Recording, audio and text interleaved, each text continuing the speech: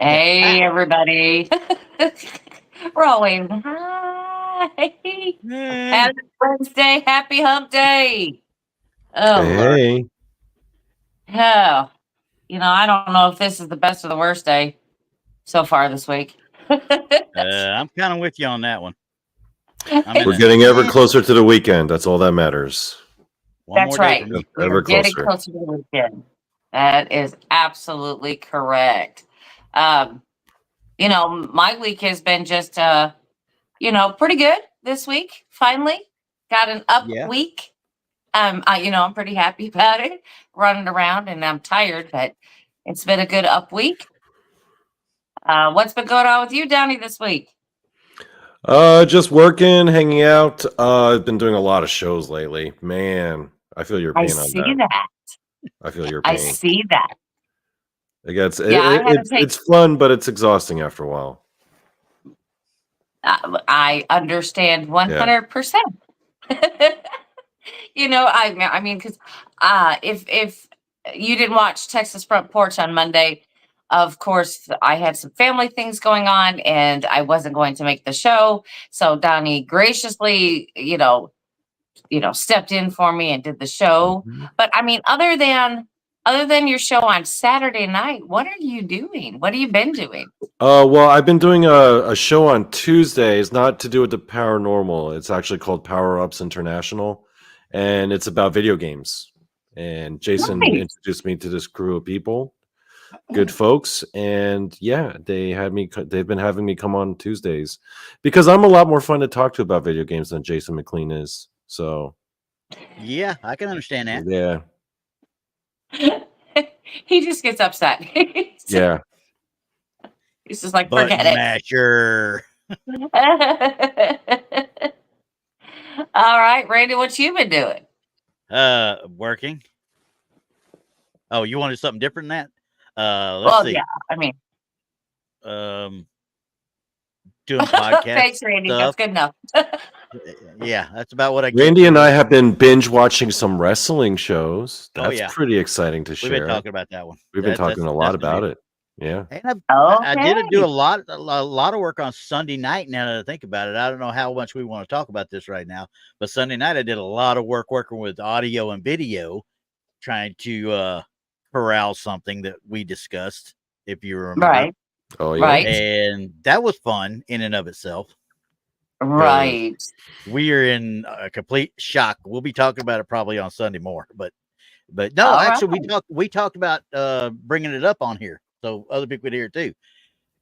I'm fairly certain we got an EVP on the Yes. show on Yes. Sunday.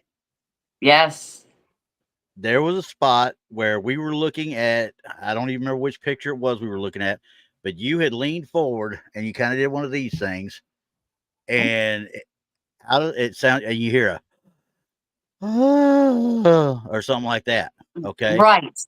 And I thought in the middle of the show, I thought it was you. I didn't even think nothing about it. And then it Yeah. was Ristel who pointed out to us, said, hey, there's something oddball about this. I said, okay, well, I'll go back and look at it then. And he sent me the timestamp and everything. And I started looking at, let's do it. I was like, wait a second, that's not her voice. And of course, after Yeah, separating because up, it sounds like. Hold on. Am I frozen? I think I'm frozen. no, you're not Oh, you're frozen. good. Yeah, no. You're not Okay. frozen. Anyway, so it sounds like if you listen to it really close, because I put my headphones on and I listen to it and listen to it and listen to it, it sounds like somebody actually broke in on my mic Mm-hmm.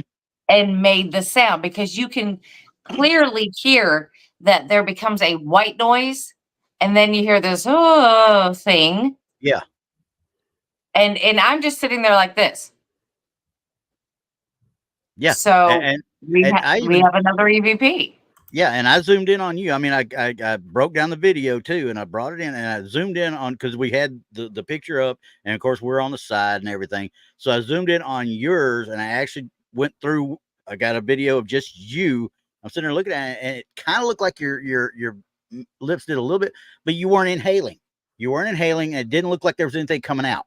Yeah, you were just kind of like you're mumbling to yourself almost. You know? Yeah, it wasn't even like it didn't even look like the way my lips look. I kind of pursed my lips, I think, and it didn't even look like I could be making that sound by the length of it. So we're going to release that on Sunday's show on Truth or Tinfoil. And we'll show you all the pieces that we looked at. Like I said, we broke down the audio, we broke down the video, and you can make up your mind for yourself what you think. But all we know is this. I did not make that sound. Well, let's take that back. She says she didn't make it. I'm watching her, though. I'm watching her with a hawk eye. I have never heard myself make that kind of sound. I don't think I've ever heard anybody in this whole batch make that noise, honestly. So, I mean, right? Are you going to post it as a short too? You should do that as well. I probably will. We'll probably do it after the show airs. Yeah. And then we'll do it then. But I'm telling you what, it's just something else. And like I said, Randy narrowed it down to my audio. Yep. So there it is. So there's something new. And there was another garbled one. There was another garbled one before that. Remember when I had you do the timestamp? There was but it sounded more like a just an electronics garble, you know, like what you'd hear with your ghost boxes and such like that. Yeah, it wasn't really a distinct EVP, but it sounded like a little bit of a garble. I got that one as well too. So but it was before that other one. Oh yeah, so by about 20 minutes. If something was trying to manipulate my electronics or whatever, or build up enough energy to make this sound. I mean, that's a good introduction because you can hear it garbling, something in there. And like I said, we'll get that all on Sunday. So it's going to be a fantastic show. Oh yeah, gonna be fun. We will see. We'll show you how we break down evidence of our own stuff. Definitely. And that'll take precedence over pretty much everything because I have a feeling we'll be on these for at least 30, 40 minutes that day. Oh, I know. I'm sure. I am sure. I am absolutely sure.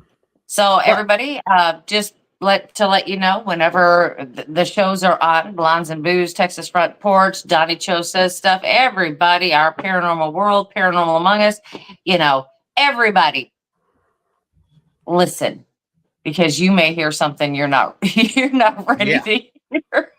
Yeah, because we sure as heck weren't. But anyway. Well, if you listen to my show, you are going to hear plenty of things you won't be ready to hear. Yeah, well, that's a given with your show. Though. Yeah.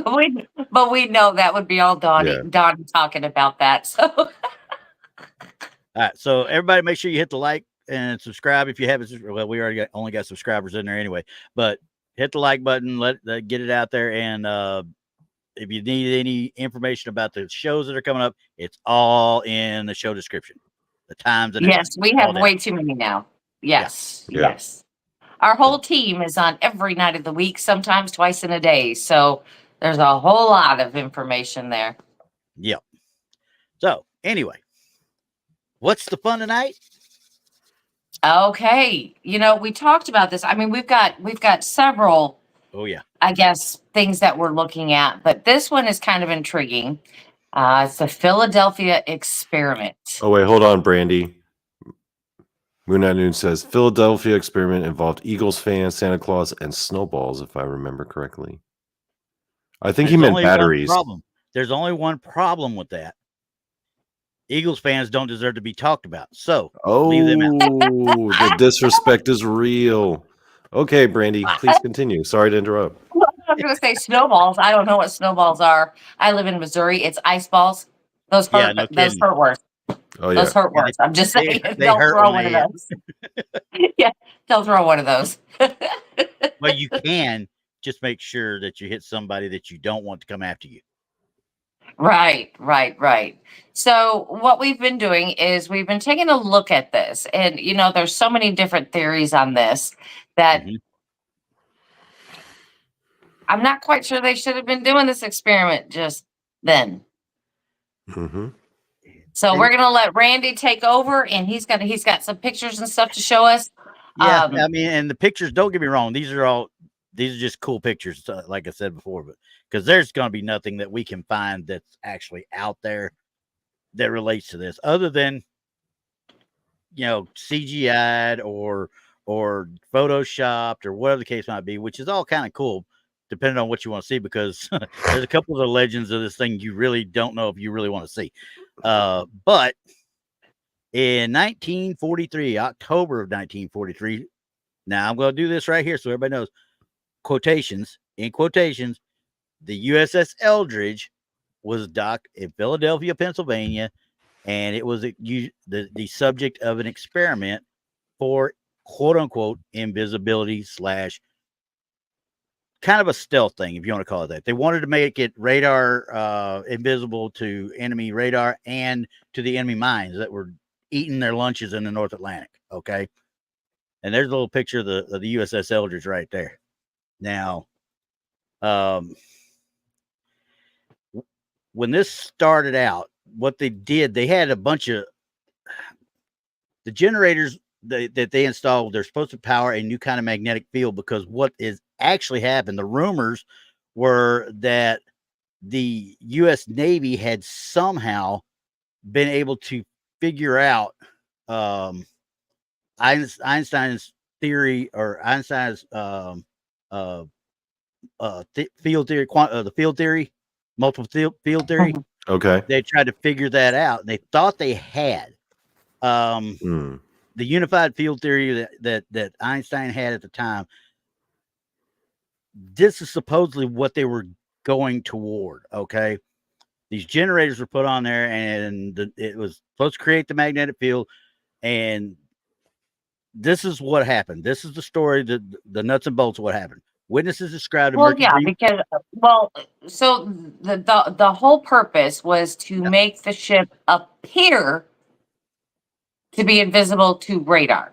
To radar and to those mines, the magnetic mines that were in the North Atlantic. Okay.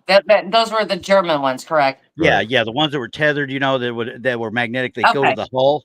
Now later on, they used a system called degaussing. Is what they did. Is they demagnetized the ship, or created its own repellent magnetic field, to where the mines would not even recognize it going through the water. But it had to be done once a month, or once every 3 weeks, or 2 weeks, or whatever the case might be. And it was a very labor intensive process. So they were trying to figure out something new. Okay. So when they did this, the witnesses that were there described a murky green fog that surrounded and enveloped the ship. And then once the fog faded, supposedly the Eldridge was gone. It had disappeared. Now, there's another picture there, Eldridge. This is a destroyer. Okay, this is a destroyer escort. It does not just disappear. Okay, especially out of port at Philadelphia. Okay, as I was reading up on it a little bit more, because everybody, I hope everybody has seen probably the Philadelphia Experiment, the movie. It's a pretty cool show. I mean, for the time frame anyway. But as this was going on, the reports. This is the reports. Now, I'm just giving you the whole story. The reports were that we're talking 250 miles south in Norfolk, Virginia, all of a sudden the Eldridge appears. The thing was, the Eldridge supposedly appeared down there 10 minutes before it had actually disappeared in Philadelphia. And then it disappeared from Norfolk again and reappeared in Philadelphia again 20 minutes later, which would have been 10 minutes after the initial disappearance from Philadelphia. That's the rumor. Now, when it reappeared in Philadelphia, people were going mad. The crew members were going crazy. They like something had possessed them.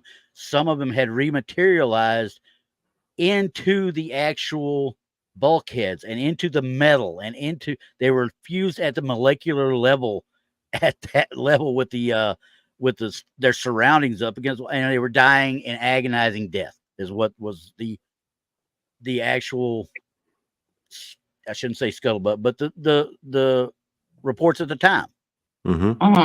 Okay, so they had several burns. They were disoriented. the vast majority of them were either dead or dying, plain and simple. This has all been brought up mainly by a gentleman named Jessup. Okay, his name is it was Carl Allen was the one who wrote this guy, Morris Jessup, and Jessup put it into a book called The Case of the UFO, Unidentified Flying Objects, and to the U.S. Office of Naval Research. This is where it all started, and this is 1955. Okay. Allen is a pseudonym. Okay. Carlos Miguel Allende was the given name, quote unquote, per Jessup. Now, I want y'all's opinion. Does this even seem feasible to you in the first place?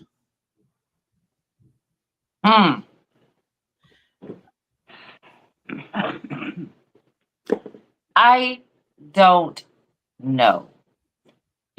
First of all, I have got to take it's very hard for me because I've got to take the great movie they put out about this, the Philadelphia Experiment, and kind of put that to the side. You know what I mean? Yep. Because all the emotions you felt, because it was a fantastic movie. Don't get me wrong. But I'm trying to think about these things. Now, we talk about Roswell and all this other kind of stuff. Now, hear me out. Now, we know that the Philadelphia Experiment was in, 1943? Yes, October 43. Roswell didn't happen till 1947. But let me tell you this. The crash that they talk about, it very little, but they should talk about a lot, happened in Cape Girardeau, Missouri in 1941. So you're talking about even 2 years before the Philadelphia Experiment, we've already had a crash. Yeah. They just don't talk about it as much. No. It's not as well known. Right. And I mean, so that couldn't have been the first one. There was probably more. Oh, you know, you would have thought. Yeah, and could they have had the technology from these alleged crashes? Absolutely. Oh, yeah. Absolutely, they could have it. There's stuff that they're not telling us. I mean, of course, they admitted now, there's aliens, but that's all we know at this point. Could they have? Yeah. Should they have used that in this type of experiment? Absolutely not. I mean, look at today's technology. I can barely get internet in a remote location that's only like 10 miles from a cell tower. You know what I mean? So should they have been messing with that sort of technology? No. But could they have? Yeah. Yeah. I absolutely think so. Yeah. Yeah. And I also think that if this would have been a successful experiment, that maybe our technology and the way things are done in the military and in other places in our society these days may have drastically changed. Oh yeah. 100%. But but we're talking also, they did a little bit of time traveling in this. From the reports, yes. Right, because you're talking about we went 10 minutes ahead, and then when it disappeared, we went 10 minutes behind. So, this thing's got me pretty stumped. Well, and, there was a rumor, that they were talking about, this was not supposed to be, they're not talking about time shifts or time travel, blah, blah, blah, and everybody's like, no, that wasn't it. We weren't doing that. Well, the government would never do that. Montauk experiment, Camp Hero. That's all I got to say to you. Right. I mean, think about it this way. We do have the stealth fighter, which does have that technology today. It makes it basically disappear when it comes to radar. Yes. I mean, we have it today. I mean, did it take them this long to hone in onto that and make it work properly? It also makes you wonder. It also makes you wonder how many failures they had to go through to get that to work, and if anything else like the Philadelphia Experiment happened. And we just don't know. Yeah. What do you think, Donnie? It would depend on how scientifically possible that is, or how scientifically possible you think that is, right? Now, Yeah. so the way it's described, then they were attempting to remove the magnetic properties of the ship, Or and in Mhm. doing so, create another accidentally field of its own. Yeah. and in doing so, time travel. Well, not just time and space travel, because it also teleported 20, like, Yeah. 250 okay, miles. yeah. Yeah. So it depends on whether or not you're willing to accept that is possible. Yeah. The other thing that you have to consider is if they actually did succeed in getting matter to phase through other matter, basically overcoming the strong nuclear force, Yep. and then so you figured out a way to master the strong nuclear force. Okay, so you could have two objects literally phase through each other. How come there hasn't been more experimentation and application of that technology then? Yeah. They would have. And you would have thought so. Yeah. If they knew that was possible. Think of all the applications there would be for that. Yeah. Do you not Now, think they have been doing it just on a smaller scale? could they have? Yeah. I don't see why they And couldn't. in a Maybe. controlled environment. I mean, because you're talking about they're in the ocean, that they cannot control that environment. I don't care what they say, they cannot control that environment. So could they have done that on a smaller scale? They could have. Yeah. So I don't know for sure because it seems to me that when we're talking about the Cape Girardeau incident, if they were Mhm. to have gotten technology from that and did you fast forward, let's just say 2 years later, and they're already putting it into a test, that seems very unlikely for a wartime scenario. Okay. I mean, the wartime scenario would have facilitated it going as fast as they did, because any other way, you're talking about 10 to 20 years minimum before they even start to test. Mhm. Mhm. So, I mean, I'm thinking to myself, like, okay, well, maybe they had something from before, like we talked about, and now they're just kind of putting stuff together. And these generators are supposed to really just create this magnetic field instead of them wanting to do time travel or phasing. They may have accidentally stumbled upon it while trying to create this magnetic field. Mhm. So the more I read into it, and I'm not even getting into all the old nuts and bolts later on that I'll talk about, but just in the first bits and pieces of this and how they put it together. Now, once again, this was done supposedly in October 1943. It didn't come to light until this Martin Jessup put it out there in 1955 after getting several letters from Carl Allen / Carlos Allende. Okay. Mhm. Later on, they pulled Carlos Allende in with him, and he admitted to embellishing it a little bit for Jessup. And Jessup, Mhm. he put it in the book, and of course, that became the basis for the Philadelphia experiment. That became, as far as a actual book and an actual movie. Mhm. He was the talk of the town. Scientific journals were all over him. The minute Right. they started talking about Carl Allen, he went straight down. He Mhm. couldn't publish the thing again. Well, see, because that just makes me wonder. I mean, I don't think they took the stuff from the crash in 1941. I think there were things before 1941 that they had been playing with. Now, you got to understand the mentality of our country at the time.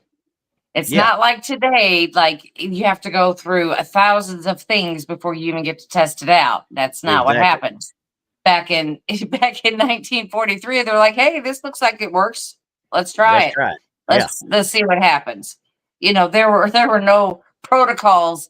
Uh, well, there was protocols, but not strong enough protocols that would prevent something, or what they would know what to do in 1943.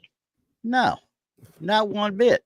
I mean, because you No. think about it, look at McDonald Fieldhouse and where they did the initial nuclear tests, the nuclear bomb testing.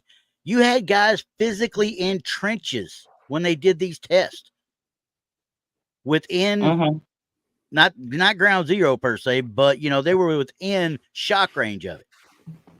Guys that actually posted saying that when it went off, they could see through their hands like they were being x-rayed. So yeah, we're going to do the human guinea pig thing if we can get away with it type thing. Well, exactly. I mean, they were less worried about what's going to happen to these, these people in the military then than they are now. I mean, we got to understand that the military has changed drastically. Drastically, yeah. It was just like, not to get off the subject, but I wanted to talk about this. My grandfather on my father's side was also in the Navy. My brother was in the Navy. My grandfather on my mother's side was in the Navy. So we've got a lot of Navy folk in my family. My grandfather was telling me a story about them traveling on a ship in the Bermuda Triangle. And when we talk about embellishment of stories, this is what I think happened. He said that they were traveling with another ship. He watched that ship totally disappear in the water, and then all of a sudden it came back a few minutes later. The whole ship disappeared in the Bermuda Triangle. Like how far away from the ship was he though? See, now I don't know. My grandfather has passed away, and this has been many years ago. But what I think happened, and this is how stories go, I think there were swells in the ocean. Yeah. And one may have gone up so far and maybe had gone over the boat to make it appear that it disappeared. Yeah. That it disappeared. Yeah. See, I've never. If you're doing this on the boat, you never know what layer you're at coming up or if they're coming down. Just depend on where you're at the wave. If a wave went over the boat or close to going over the boat, it can look like it swallowed it whole. Yeah, especially if you're 400 or 500 yards away from it.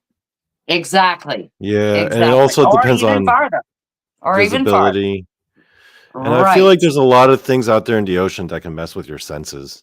Oh yeah. Well, yeah. Absolutely. Because when like you're in a hot desert and you have that whole oasis thing, like if you keep looking, you can imagine you see this oasis in the middle of the desert. I think it's kind of like the same thing on the ocean, that you're going to see like this island or something else out there. And it will distort your vision if you're looking at it for a long time. Yeah. Have you guys ever spent like an extended period out at sea? Not like, lived as sailors or nothing, but spent like more than a day just on a boat in the ocean? Yeah. Coming back from Desert Shield and Desert Storm in 1991. How long was the most amount of time you spent out on a boat in the ocean at once? We were on there for almost 30 days actually, because everybody had flown back, and I came back with the equipment on the ship. So you were on a boat in the ocean for 30 days, going across the Atlantic. Got out, we went out. Does it feel weird? Okay, so you're out on the boat for 30 days, right? And then you finally make it to land. You make it to shore. Does the ground feel weird when you step out on like solid ground for the first time? You still feel like you're kind of moving with the wave. Sea legs. Yeah, it must be. It must be weird. Yeah. Yep. Yeah, my brother said that. My brother said that. Even though when you get on the aircraft carriers or the destroyers, the bigger boats, even though there's less sway and things like that, you still feel it moving. You'll always be feeling that. But he said it would take him a little bit to get acclimated back to being on land. Because he spent 8 to 9 months out of every year on a ship. Oh wow. Yeah. That's a long time being on a ship. So, so I mean, do you feel like being out on the ship, other than your sea legs, does it mess with your like senses or your perception? Oh yeah, there was stuff. When when we were coming back, I mean, there was a lot of times we could sit out on the foredeck, you know, and we were just watching the waves and looking, and as we were coming out of we came out of the Persian Gulf area, and we're just getting out into the Atlantic, and you can see the last bit of land behind, and as you're looking out, you think, oh, well, there's some land there, and then there's some land there. There ain't nothing though. You know, you've got 2,000, 3,000 miles before you see land again, you know. So as you're looking, you're just looking at it like, and I'm gonna tell you what, now I felt one thing that I never told a whole lot of people about. We were out there when we got what they call a rogue wave. When they talk about a rogue wave, now we're talking about a wave that's 100 foot tall sometimes, you know. Oh wow.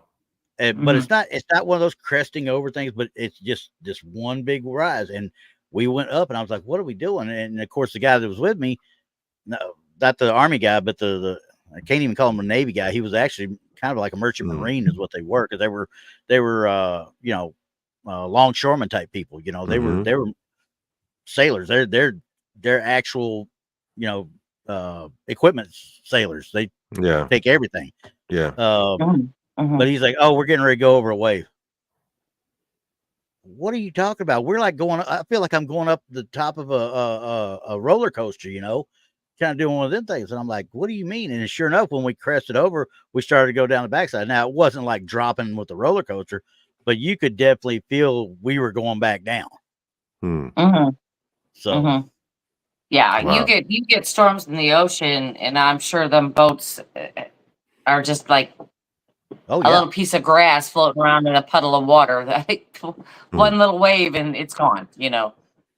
Yeah, and there, I'm pretty sure there's other videos and stuff out there. You look at the oil rigs on the North Sea or out in the Northern Atlantic or outside of just before getting in the North Sea. You know, they're 100 foot or so off or more off of the surface of the water, and they've got sensors that tell when a rogue wave hits and where it hits at.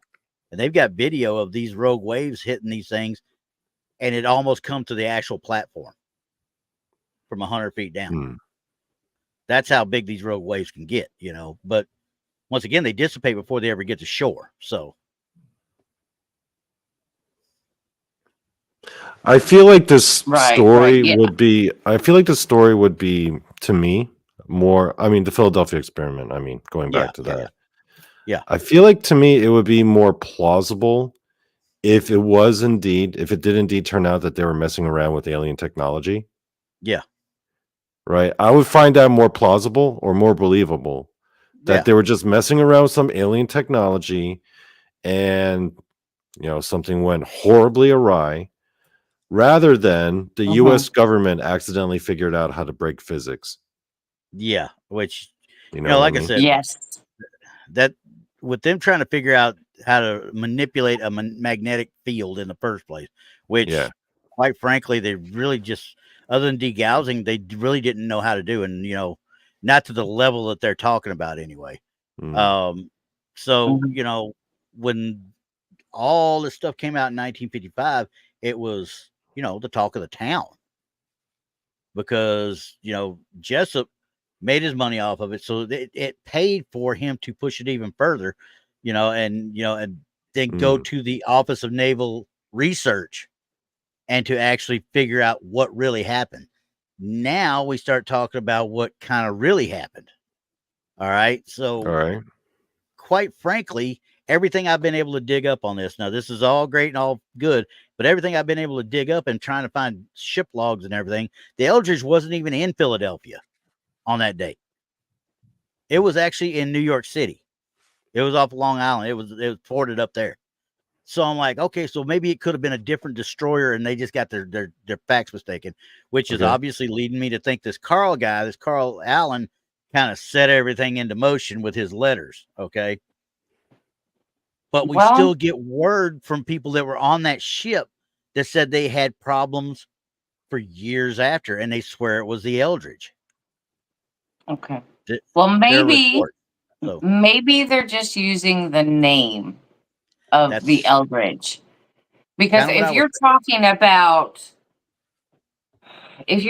about people being fused inside of the ship itself, and you know, and you're talking about mass casualties, they're not going to give you that name.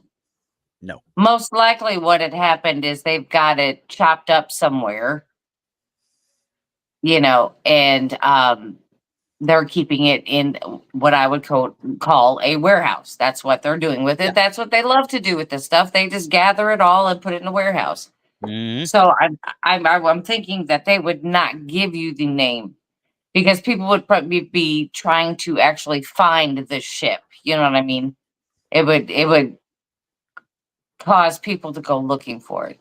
Oh yeah, definitely. The curiosity. Yeah, it's surprising to me that the Eldridge has not been picked apart by scavenger hunters or trophy seekers. You know what I mean? Right, exactly. So, I mean, that's probably why the name has been changed. Or it wasn't, my thing could be is like they had like an explosion of some kind, or worst case scenario, they sent electric shock through the whole ship, and a lot of people got hurt that way, which they would have gotten burnt and all kinds of things with the electrical shock. I mean, these are all the plausible things, and Jessup has just gone and went overboard, that it became this whole sci-fi type thing, the story, to make money, when it was basically just an accident. Yeah, and being the accident that it is, you also got to think maybe they probably weren't going to waste a destroyer on this. They probably had a smaller ship they did this with. Well, they wasted destroyers with those atomic tests. Yeah, that's true. They did do that. So it's not like they're unwilling to, They're unwilling. They don't have a track record of just throwing destroyers away, because they do. Which is amazing to me. A lot of times they will sink those old ships just to help. I don't know. But at the time of the Philadelphia experiment, I believe the Eldridge was kind of state of the art, wasn't it? That's not one of the type of destroyers that would just waste like that. It had just rolled off the assembly line. I think it was earlier in 43. I think. Yeah, because I remember for the atomic test, the destroyers or the ships that they would use for those were like obsolete anyway. So they figured, hey, might as well, right? Well, and Randy had said by reports, the Eldridge was not even in Philadelphia. It was in New York. Yeah. It wasn't even there. Yeah. So that's when I first read that part, I was like, okay, so if it's up there, then that means they probably, like you were saying, got some other ship, maybe not a destroyer, but they wanted to test this thing, and they wanted to do it quietly. Problem is, Philadelphia is not the quiet place to do it. First of all, right? You're going to have witnesses. Right. So this is, it's already known that this guy embellished the whole entire story. So it's just kind of like picking out what is real or plausible.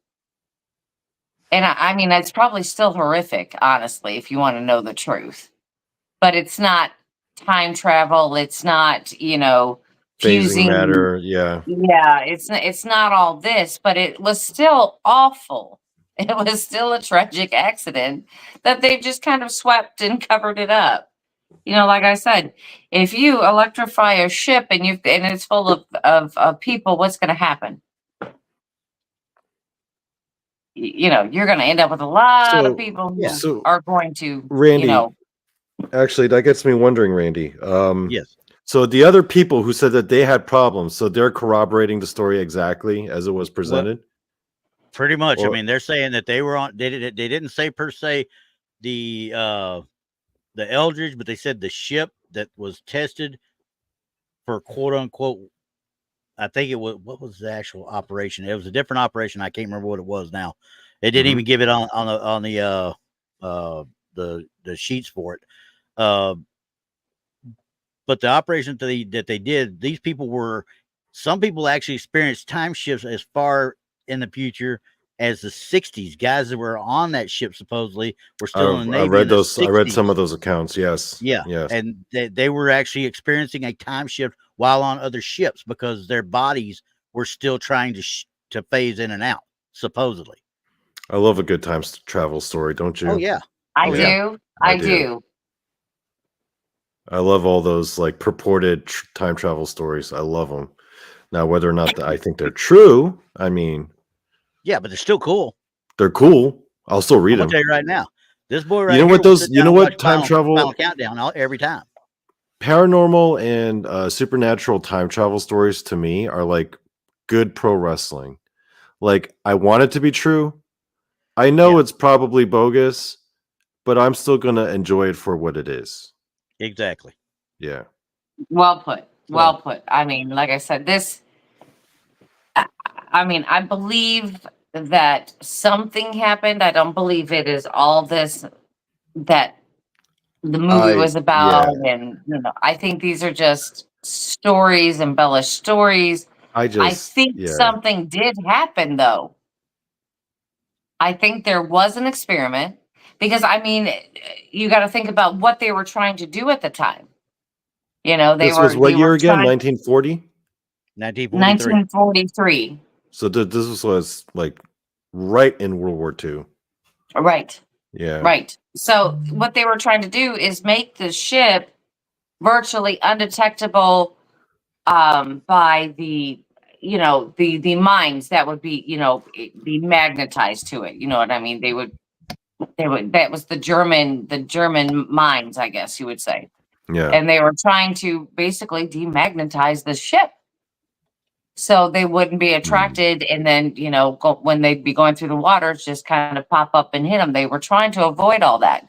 So Yeah. could I see them trying to do something like that? Sure. Oh yeah. Absolutely. Oh yeah. In a heartbeat. In a heartbeat. And Mhm. But I don't think they did it, it on this big of a scale. I don't think it's no, I this think big of a scale, though. no. I would have thought it would have been on. That's what I was saying. I would have thought that number one, you got to think about generators on a ship this size that would have to create the field that they're talking about for a ship this size. You're talking about massive amounts of power. Okay. Mhm. Yeah. It, Yeah. It'd be a lot easier just to get you, a little cruiser. If you ever played Battleship, it's a little two prong. It's a little one. Yeah. Yeah. It's a cruiser, is what's called. Okay. Yeah, You because take that's one why of I those, never I Yeah. never understood that. Why they would use such a big brand new ship. Why would they do that? Right. That Now, didn't make any sense. Especially in the middle of World War II, and having those ships is kind of Yeah. important, kind of really Yeah. important. You Yeah. don't want to just Really waste them. important. Yeah, like Right. Not for that really, anyway. really important. Right. So I mean, why would you do that? But even if they, let's say they did do that, another reason they may have wanted to use a newer ship is to see what it did to the new electronics on that ship. That's true. I could see that being the case. So Good. question is, Good. like we said at that time, that was the Eldridge was supposed to be the Yeah. state of the art at that time. So Maybe it had to Well- be state of the art in order to even attempt that experiment.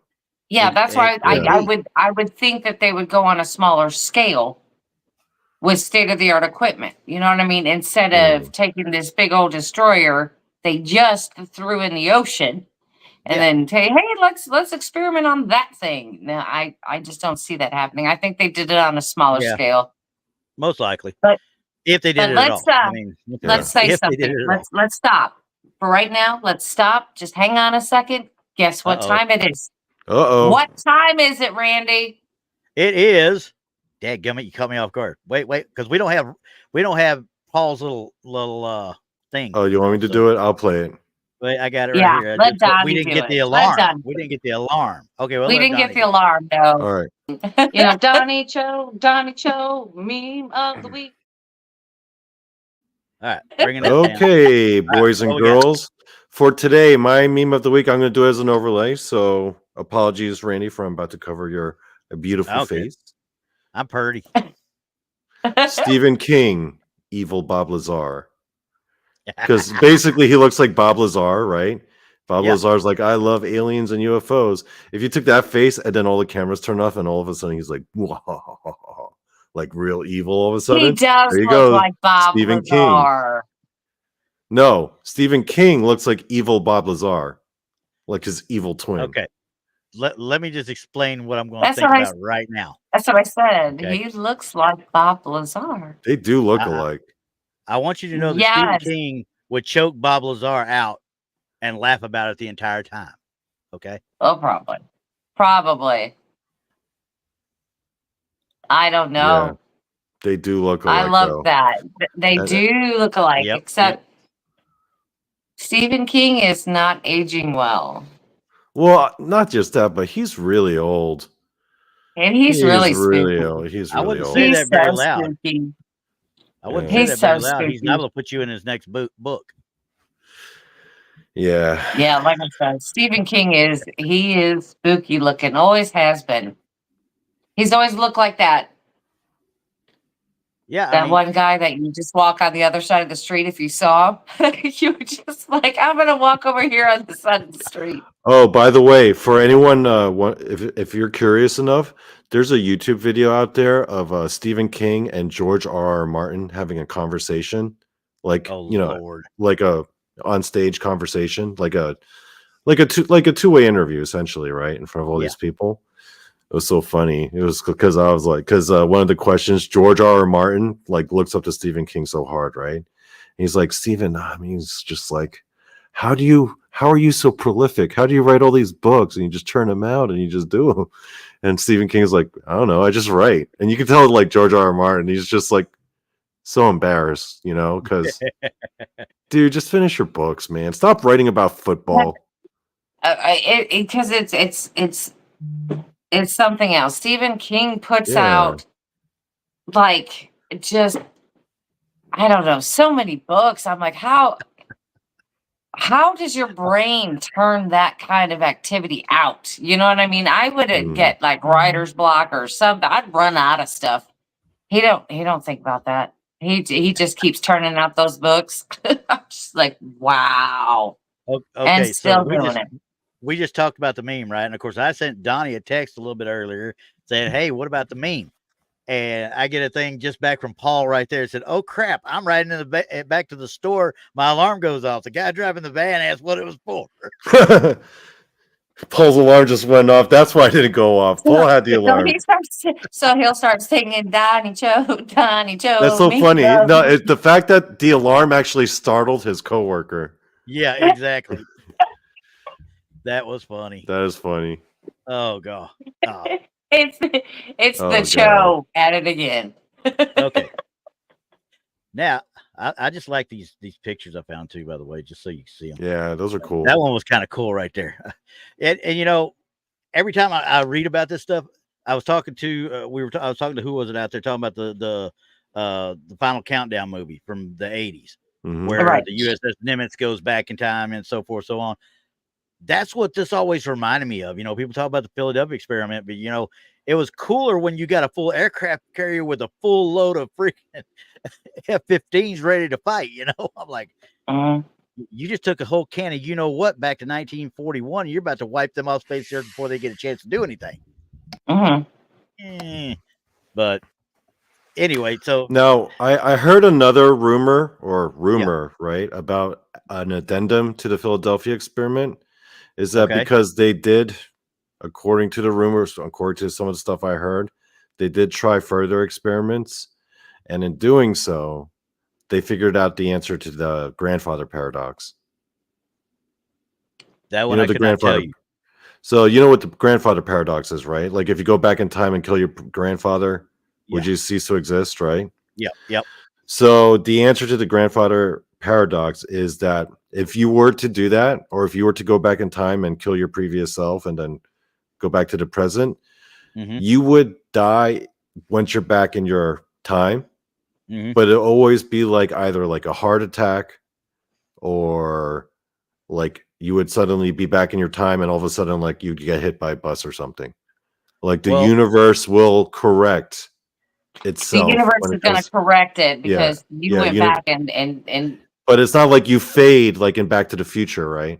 Yeah, no, what I was thinking of when people talk about that and the butterfly effect, both of them, when you sit there and you go back, let's say you kill your grandfather or you kill yourself at a certain point in time, the paradox you created, I think you didn't create the paradox. I think you created the from that moment on an alternate timeline. Yeah. That's always been The other main. I would think you would just cease to exist. That's my whole theory on it. Because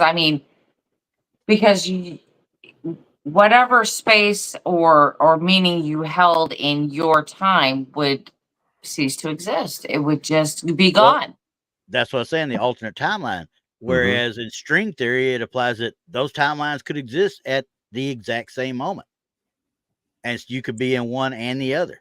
But you just jumped from this one and created this one by killing yourself at this time. Now we're going into egghead mode now.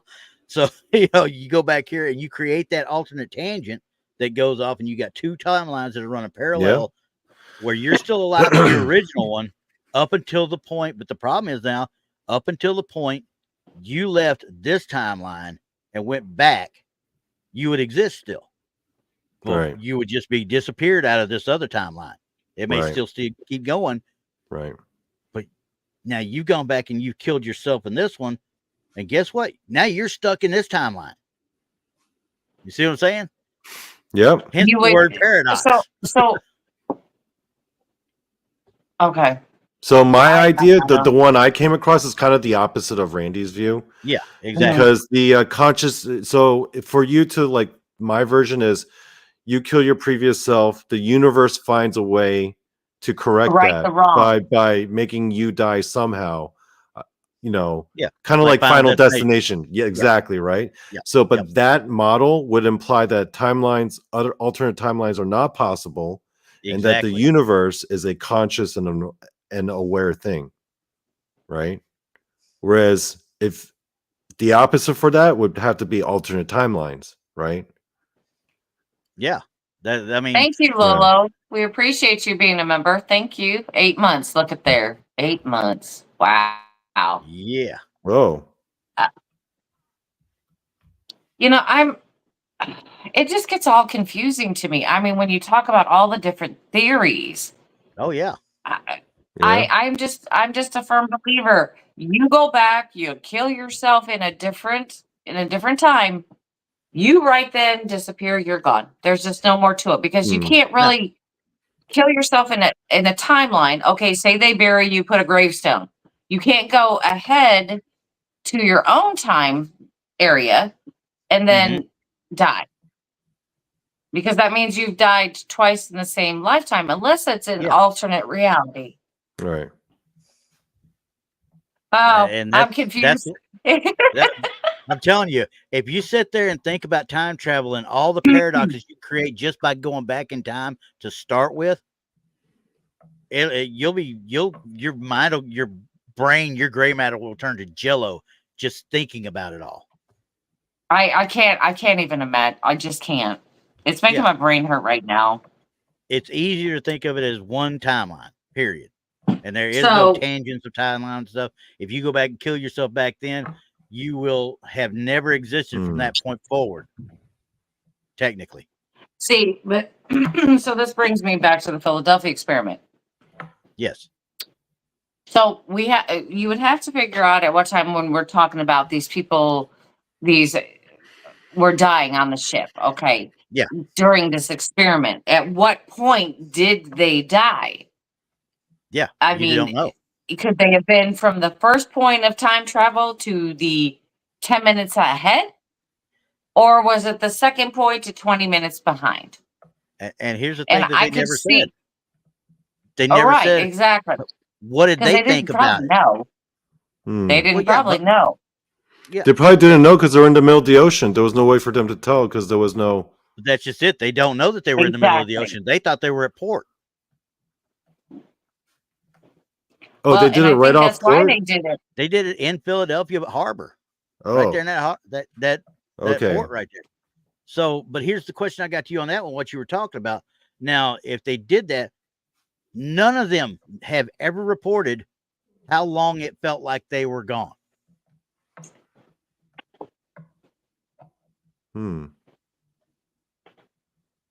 Right. Maybe from their point of view, they were just in that green fog the whole time.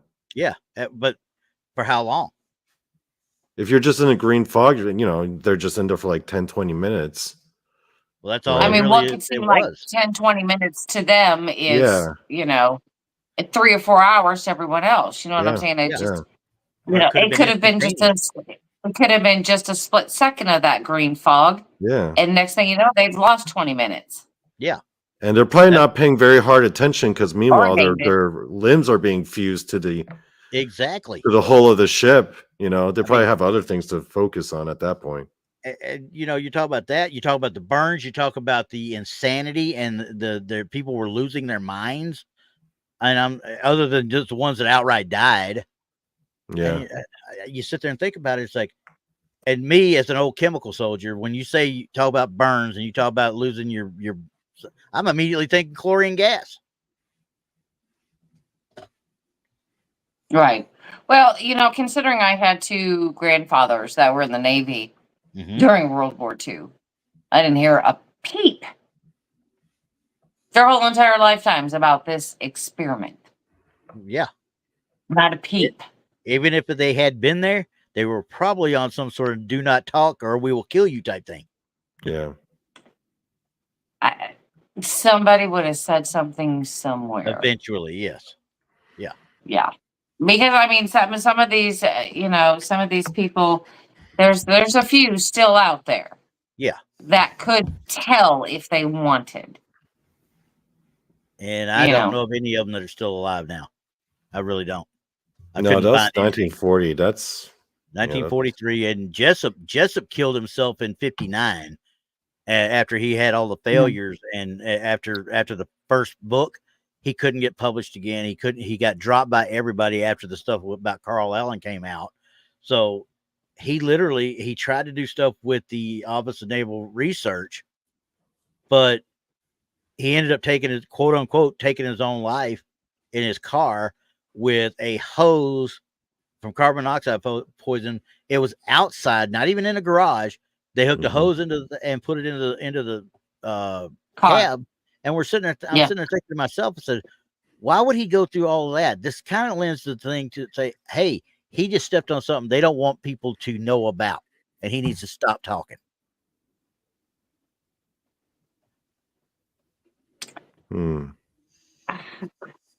There's always been questions about his death. So, well, for number one, carbon monoxide poisoning is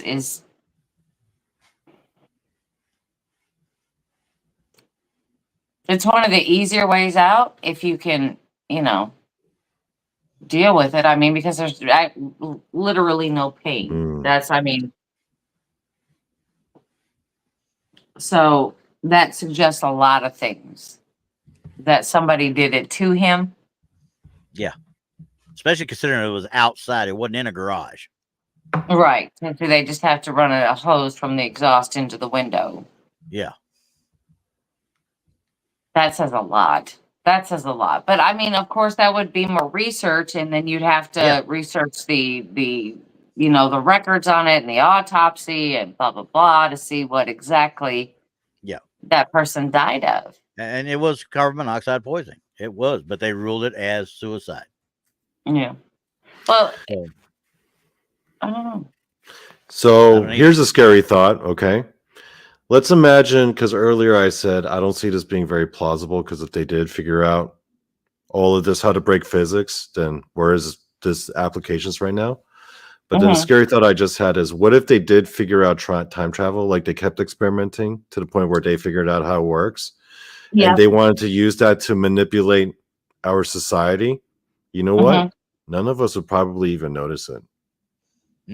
No. We wouldn't even notice. No.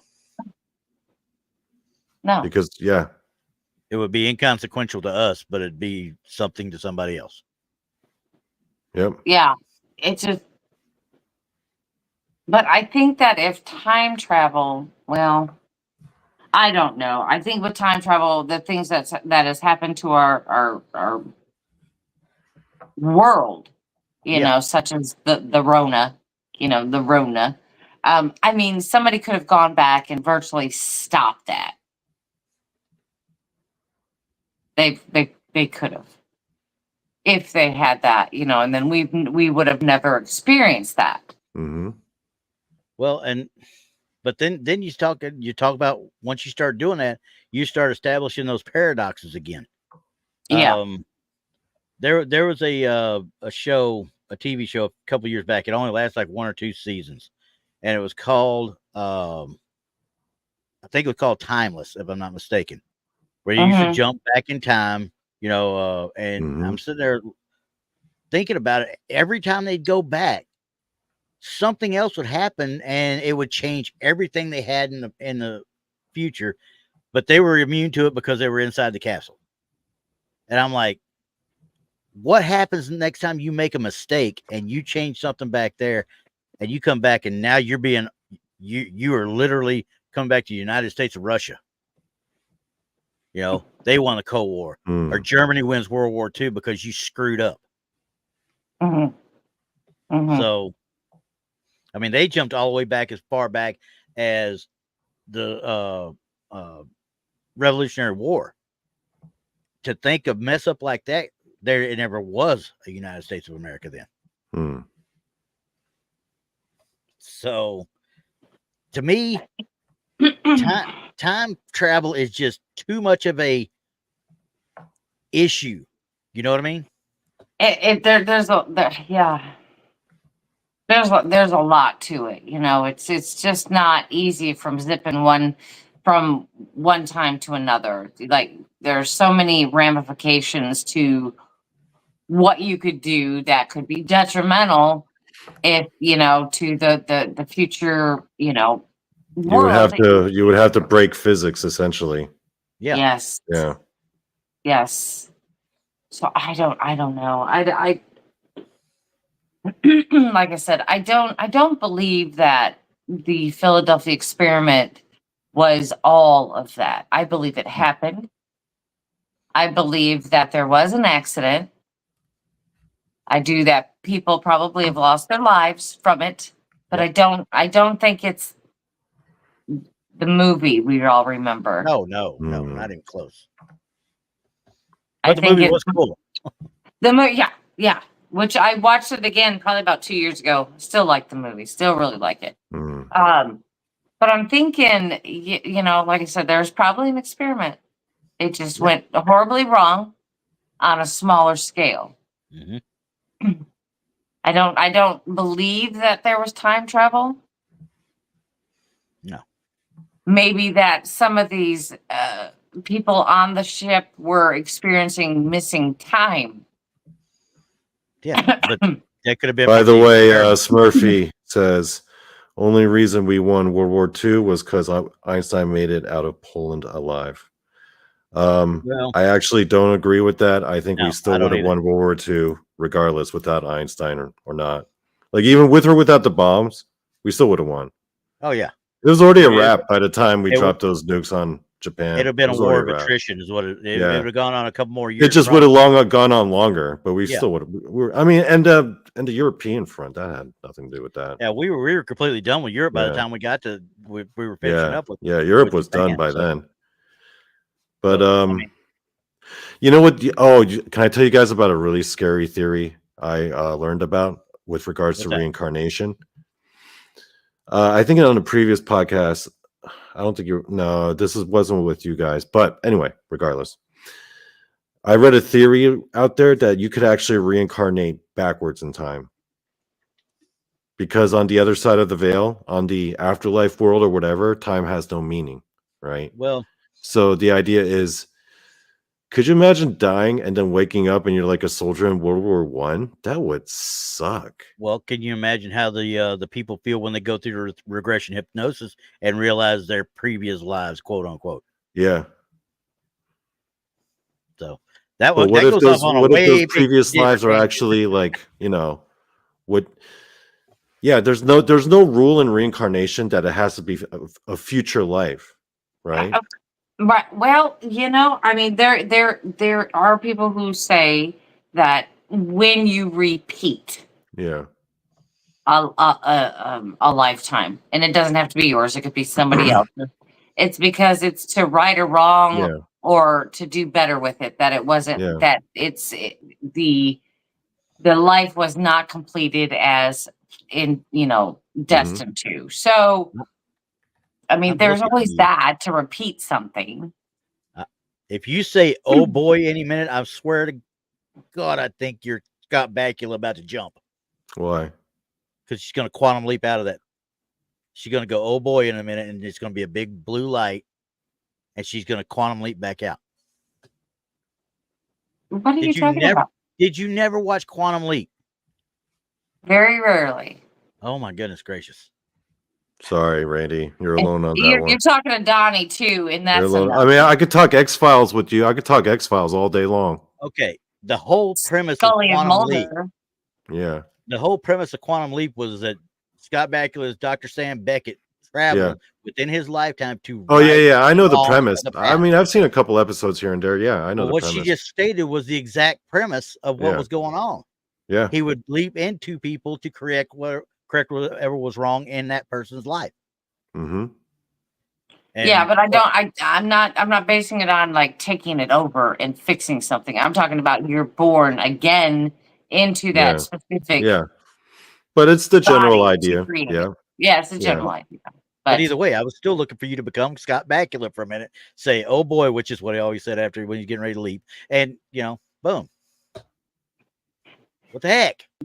We need Do to it get now. Randy on some current shows. Don't you think, I watched the current Quantum Leap too, but you're not Dr. Ben Song. So, yeah. Well, see, because what was the last show you were watching? You were binge watching Warehouse 13 or something? Oh yeah, I gotta check that one out. Yeah. When was that? When did that come out? 15 years ago. 2012 or so. All right, so there. But I enjoyed it. Go.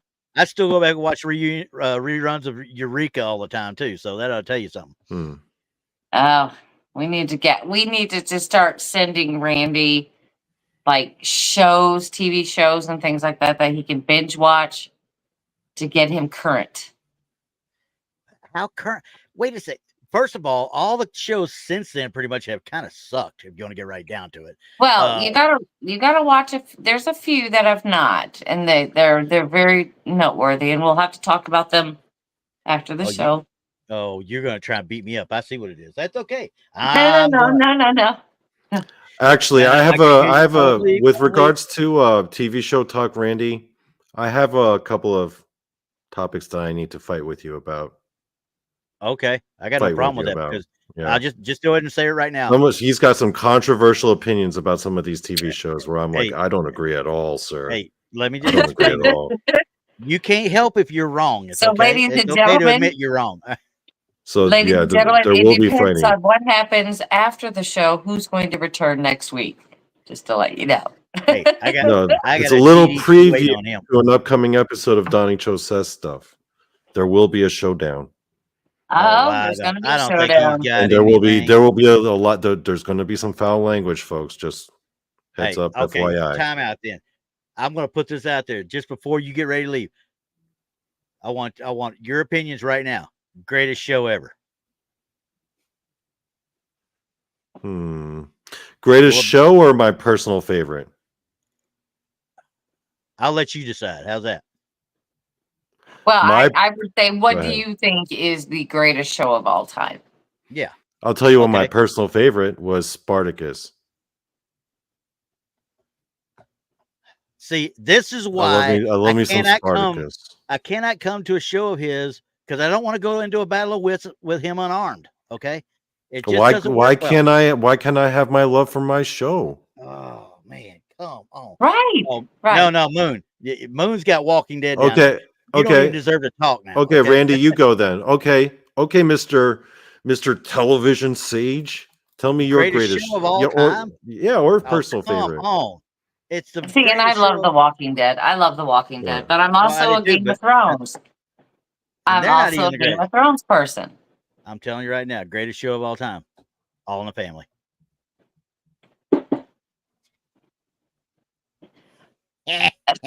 No, actually, I disagree with that. I disagree. I firmly disagree. Why? I firmly disagree. Do you know why I firmly disagree? Because I think Married with Children was way better. Way better. It was funnier. Okay, ladies and gentlemen, for everybody in the audience to understand this, you have to model your life behind 5 men: Archie Bunker, George Jefferson, Fred Sanford, Al Bundy, and Homer Simpson, and to a lesser extent, Peter Griffin. Okay. Mm-hmm. You model your lives after those 5 guys right there, you can never go wrong. I don't know about that, Yeah. Randy.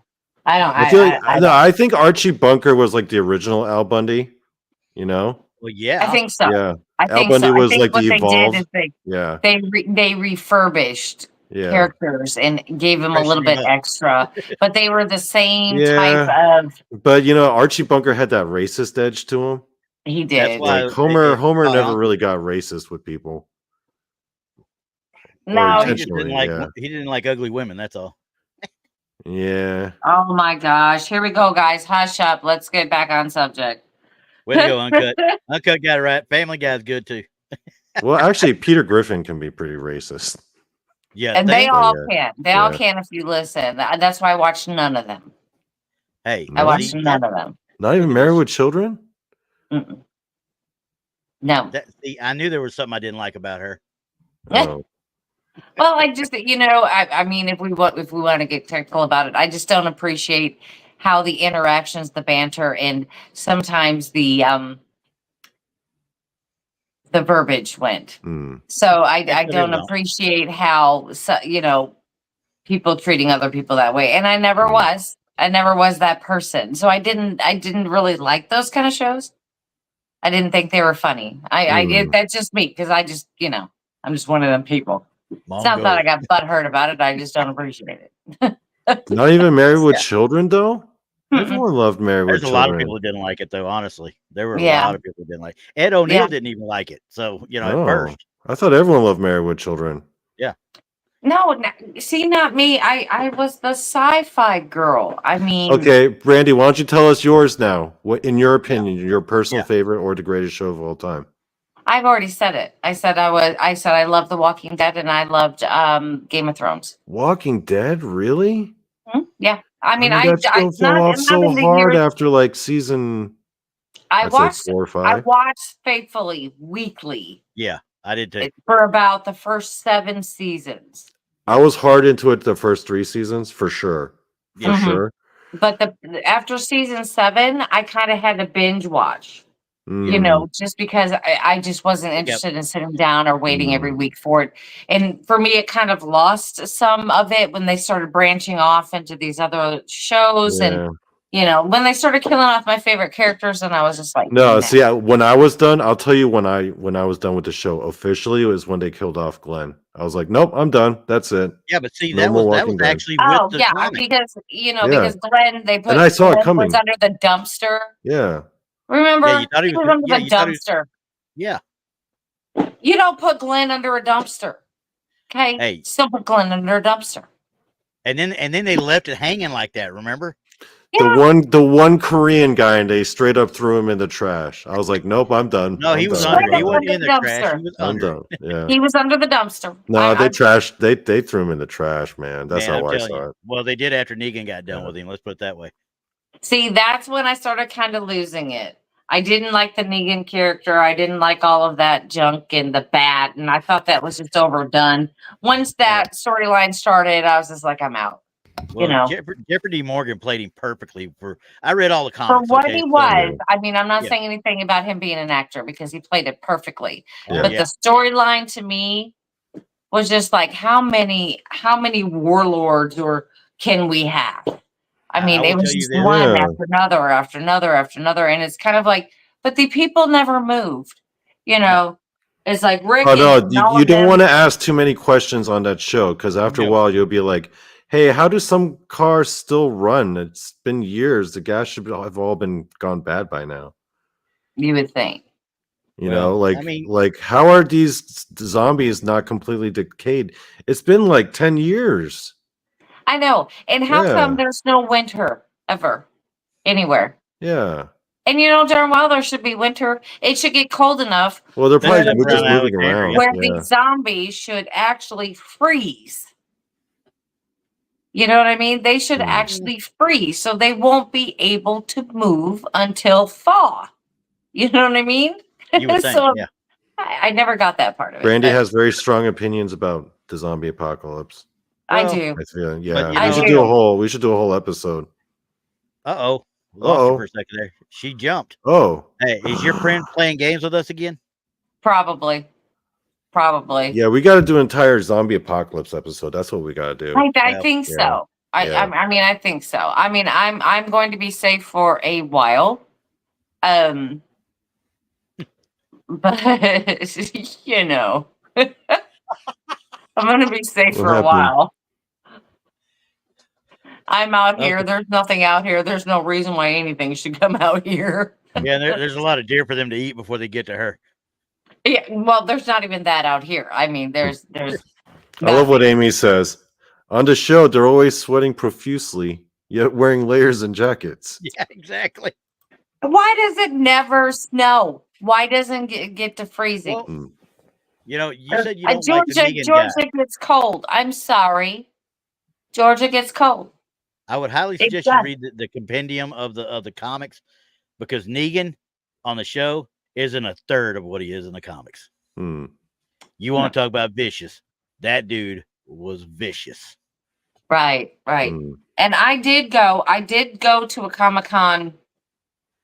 Oh my goodness, probably been 15, 16 years ago, where they had some of the animator or the illustrators of the that they were there, and I watched them talk about it, and they talked about the differences between the show and the comics, and it was amazing how the characters were different. Yep. You know, that some were stronger on TV, but yet they were weak in the comic. You know, it was very neat. And you know, Daryl wasn't even in the comic. You know, literally, they created that role for Norman Reedus. And as they should. And I can't see it without him now. You know, honestly, I could never see it without him. That's what I said. As they should. Yeah. You know, as they should. Well, anyway, guys, we're getting about ready for that time now. We have some spooky stuff coming up that we're going to be working on because we are in Halloween. Hopefully, Paranormal Paul will be back with us next week. He was out there working tonight, so cooking. He better bring some daggum snacks. I know. I saw the pictures of what he was cooking. He had like ribs and hot dogs and just all. I'm just like, oh my God, stop! I'm hungry. I was in pain. And you know, we've got a lot of things on tap. We're not sure of what we're going to do next week right now because we got to wait for Paul. We got to wait for Paul. He's been missing on us. I refuse. I ain't waiting. We do what we want. Whatever we do what we want. That's right. We'll leave him behind. But if you know anything that you have, any stories or anything that you would like us to dig into, or you know, maybe cover them on the show, that's not a problem. Just email Randy at truthortinfoil@gmail.com. Donnie, what is your email now? Do you have an email? I do, but I never look at it because it's like 70% is spam, and then okay. And then the other 20% is like catfish attempts. Well, and I'm like, nah, I'm not bothering checking my email. Don't send emails. But you can also contact us at blondesandboos@gmail.com and just, hey, just send, hey, why don't you cover this? Because like I said, we're out there in stories. I mean, we'll take over any story, whether it be a movie, a book, or heck, just folklore. We'll tackle it. So just let us know.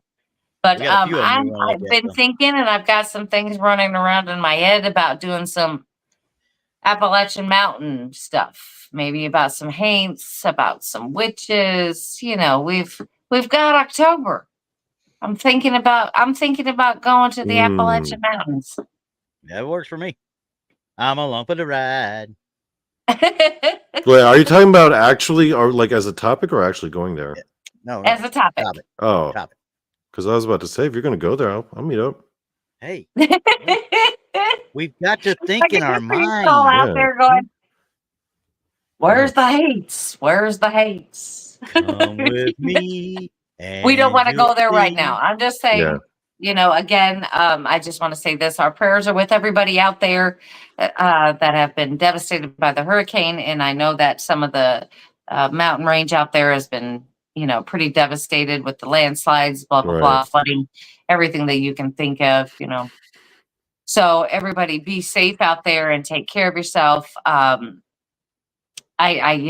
heard that people are donating stuff, trying to get you at least some, Yeah. cell phone service or internet of some sort to at least get you connected with the world. That's still a sad, sad deal. So, but keep your eyes on the skies because evidently we may not be done. Yeah. So they're looking at stuff out there in the ocean that could or could not do this or that or the other. I'm not a meteorologist, but just make sure you're paying attention. And I guess tomorrow night at 8 p.m. Central, Blondes and Booze is going to have Brian Bowden back on. That's always a good time with him. We talk about everything under the sun. Friday night, I have no idea what we're doing because that's Friday night. So it's you. And this Oh, week, no. I do believe it's Jason. Actually, I think I think I know what's happening Friday. Yeah, this week is her and Jason. Oh. Alerts will be great. Oh, shall the Donster monster be summoned for that one? Who knows? Tune in. Possibly.